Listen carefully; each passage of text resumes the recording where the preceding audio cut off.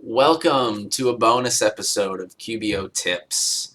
A few weeks ago I did a video on how to merge accounts in QuickBooks Online, and that got me thinking there's other stuff we can merge.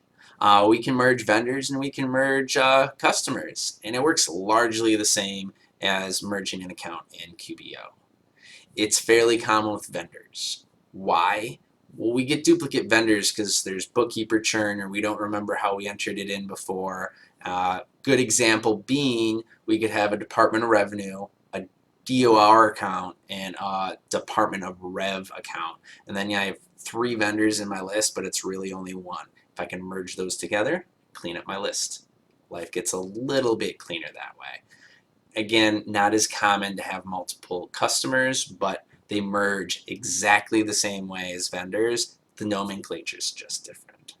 So with that, I will be demoing for you today how to merge a vendor in QBO.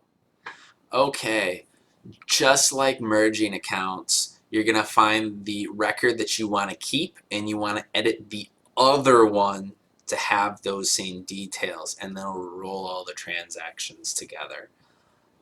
Let's take a look at Books by Bessie here. I have a few transactions for Books by Bessie, but I also see Bessie's Books in my list. If those are actually the same vendor, I can go into Bessie's Books and I see I do have a transaction here on 9/27. I can edit Bessie's Books. I can change it to Books by Bessie.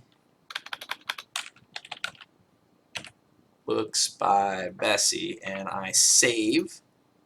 And because the display name is the same, it's prompting me, name's already being used, would you like me to merge? Yes.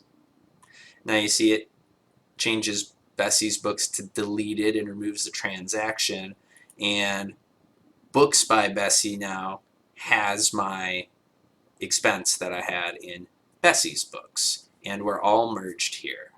Remember, it works exactly the same way for customers. Edit that display name to be exactly the same as the one you want to keep, prompt you to merge on saving, save, and we're done. I hope that helps you guys out. Thanks for watching.